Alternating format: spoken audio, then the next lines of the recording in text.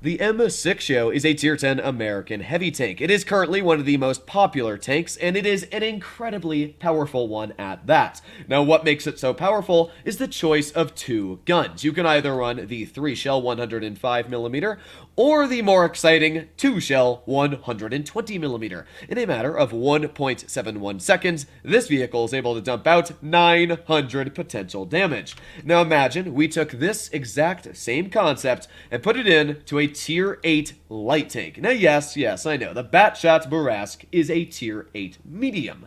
However, it actually has better camo than vehicles like the T-49, even when moving, and when sitting still, it has the single best camouflage in Tier 8. Honestly, I don't know why they didn't make it a light tank. As you can see here on Blitzhanger, the concealment while sitting still is 36.8%, and while moving it is 28.4%, and the LT-432 is 35.6%. So while sitting still, the Bat Châtillon Bourrasque actually has better camo than the best camouflaged light tank in the game. And when the vehicle is moving, it has basically the same camouflage as a T-49. This is basically a light tank, just with a medium skin over it.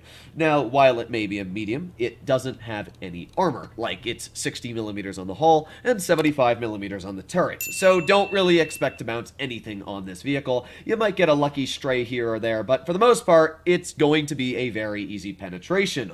Although one thing that's not going to be very easy about this tank is actually shooting it. It is a tiny vehicle, as you can see from the size of the Yo, compared to the Bat Chat. It is a tiny tank, about the same size as an AMX 1390, which is going to make this a very nippy and hard tank to shoot, especially for your less accurate, let's say IS-5s, or even more higher alpha tanks, maybe like a Smasher down at Tier 7. This will be a really hard tank to hit. And just like it having light tank camo, it also has light tank mobility, a power to weight ratio of 23.7 and a top speed of 60 kilometers per hour, 23 in reverse. Very fast tank. Now when we break onto the aspect of the gun, it's a very good yet bad gun. Its dispersion is pretty poor at 0.344. Its DPM is okay at 1872. You do have to keep in mind this is an auto loader, so it is going to have worse DPM than single shot vehicles, but pretty comparable to the AMX 1390 on its damage per minute.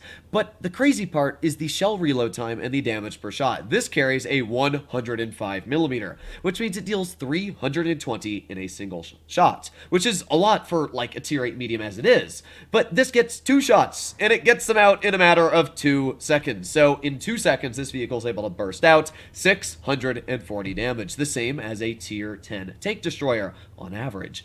That is where this tank becomes insane. It also has very good standard pen at 199, and the premium at 252 is plenty to cut through enemy opponents like butter. Now, I am, of course, running calibrated shells on this tank. Obviously, you could run vents, but I always like to get that little bit of penetration squeezed out for my personal preference. But yeah, the gun's got a lot of yin and yang. Its on-movement dispersion is really bad, so you're going to have to make sure if you're snapping shots that you've at least aimed a little bit, or they're probably not going to hit the enemy. But with that aside, 6 degrees of gun depression, not great, but because it is such a small vehicle and so low down to the ground, I didn't really notice that being an issue at all while driving the tank. The only issue with this vehicle is one that is usually an issue with every tank that is brought into the game. It is in crates. Crates are a bit of a nuisance because you can't get your hands on the vehicle unless you want to drop $50 to $100. Sure, you can get very lucky on the $5 crate, but that's luck. To get this vehicle guaranteed, you're going to have to get 26 or 25 charms, something like that, which cost me $105. Kinda sucks. In other words, it cost me 2 of the big bundles and 1 of the cheap ones. Kinda hate my life. But either way, don't buy crates. As I always say, tanks like this will eventually come back into these stores, either in the Blitz Fair next year for a cheaper price, or just a normal buyout for like 10,000 gold halfway through the year. If you want a vehicle like this really bad, wait. As long as you're not on death's door, you should be able to get your hands on this vehicle within the next year. So enough about getting your hands on the tank. Let's get into how I actually feel this tank is in the meta of Blitz. Is it overpowered? Is it underpowered? These are my 2 replays here. Literally my first 2 games in it. This was a training room, so as you can see, 30 seconds. So these are my first 2 battles in the tank, and I thought, you know what, I'm going to play it. I want to see how it feels. so I can give you guys an honest review and talk while it's playing. So the first game I played was on Yukon, a very vibrant map. I really like the look of Yukon. It's just a really nice map. And on Yukon, obviously, medium tanks have a very big, should I say, pushing capability. Because if you are on the medium side and you notice that nobody is detected, move my mouse there, but if you notice nobody is detected on the medium side, you pretty much know that the heavies and the mediums have gone to the other side of the map. You can use the bushes, you can use the buildings where I'm currently at to spot, and if you don't see anybody, I mean, it's pretty easy farming after that. So the enemy team has a T-26E4 and a Skoda T-27. The E-25 one, yeah, I guess you could count it as a mobile tank, but in most case scenarios, no, it's not going to be a vehicle that is driving crazily fast across the map. So I was expecting to see maybe a Skoda or a T-26E4 Super Pershing spotted, but no, nobody was, which gave me a very good idea of pushing up here, as I knew I probably wouldn't be detected unless somebody was just waiting for me. And there we go, T-28 Defender. There's one shell after aimed in, and there's two shells after 2 seconds of the first, and that is 593 damage I just picked up. Now, definitely, if I was in a single-shot vehicle, over the prolonged amount of time this guy just kind of sat there, I could have easily picked up more damage. If I was in a Rampanzer or even probably a Skoda T-27, I could have done the same, if not more, damage. But it's still the fact that you're able to dump out 600 damage in such a quick amount of time. You noticed here that I didn't actually want to shoot that shell at the T-28 Defender because you do have an 18.5-second clip reload. And there will be scenarios where enemies will see that you have shot and they will try and push on you. You have to be extremely cautious when you play this tank on where you want to position it because it's very susceptible to high explosive ammunition, especially in the turret. It's a very easy tank to just cut through. But again, Annihilator, there's a 330 damage tap there. Sadly, I just did not have the shot on his vehicle, but I'm just waiting with that second shell. It's still 320 damage, and boom, there you go. Massive low roll at 266, but we are already sitting at 1700 damage, so I can't complain. Already reloading, and you'll notice the reload actually doesn't seem that bad. I mean, sure, 18 seconds is long, but when you're in such a mobile tank like this, that 18 seconds gives you either A, the opportunity to run away from the enemy, or B, relocate, get your shells loaded, and then just kind of zip in and get 2 shots. I mean, that was, again, 640 damage. We just lightly tapped off of that Skoda like nothing ever happened, and now we only have 8 seconds left before we're reloaded again. From the first battle, I can already tell you that this tank, if played correctly, is going to be a bit too strong. I mean, this game, literally, Smasher, there's 325, and there's 267. And I'm back in the cover. This first battle was 2,931 damage. And even though its DPM, as I did say, is not amazing, you don't rely on damage per minute on a tank like this. It's just like the M6 Yo. It does have okay DPM, but you don't really rely on the 2-shot gun for the DPM. You rely on the ability to dunk hit points off of the enemy and back in the cover without losing any hit points yourself. That's one of the great abilities of a burst damage gun, is it's kind of no risk when you're poking somebody if they're not looking at you, because 2 seconds is not a lot of time to react before you're back in the cover. And this tank is way fast to get back in the cover after it shoots. But I will say, if you're trying to use this thing as a sniper, it's probably not going to be great, because its dispersion is 0.344. That's the same as an IS-4, which is not the most accurate vehicle, as we know. So what I would suggest is medium range capabilities, where you are behind enemy lines, or not enemy lines, but you are behind friendly lines, and you've got at least some teammates supporting you. That way you can't be full-on YOLO rushed by a T-49 or some sort of light tank, but at the same time, you're close enough to where you can get 2 easy shots off on the enemy. Now, this battle here, which is the second one I played in the tank, is the 53 TP against us. We got an IS-6, T-49, T-34, 2 Helsing Jagdpanther, and the Smasher. Not too bad on the enemy lineup, and as you can see, I'm loading premium, making that calibrated go to work.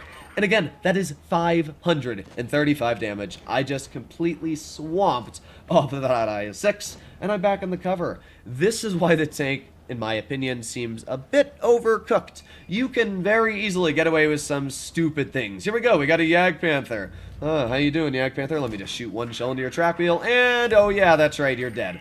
That is 4 shells now. We've managed to dump out 1,224 damage.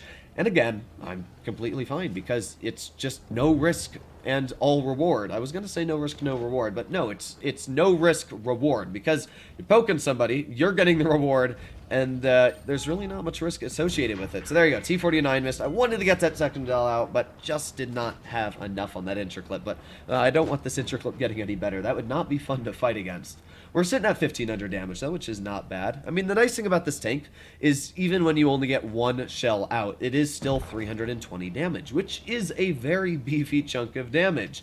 Really, most tier 8 mediums are sitting at 270, and that's considered high. So when you're reaching the 300 damage territory, vehicles like the M4 Rev, I mean, watch this. This is a full health T-34 too, 326, and there you go, another roll, 699. And this guy is literally cut in half on his health. And, I mean, he's scared to push on me because he doesn't know what teammates I have. He misses his shell. And, again, now I've got my full clip loaded, so he can't really push on me whatsoever. So, again, this tank is just doing wonders, making it work. I don't know why this guy poked me again, but he was taken out for it, and now we are reloading. One really nice thing about a super quick interclip like this is it kind of gives you a safety net. If the enemy makes a mistake, or let's say you make a mistake, right? There's a one-shot vehicle, you bounce the first shell.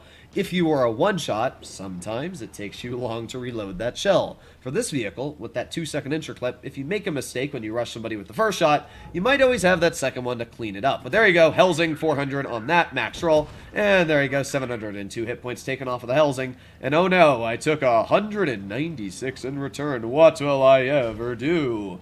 Yeah, now we're sitting at 2,992 damage this battle. But wait, there's more. As you can see, the enemy team still has quite a bit of hit points left. So let's see what else we can rack up here for damage. We got the 53 TP. Wanted to make sure I did not get detected there, so I stayed low.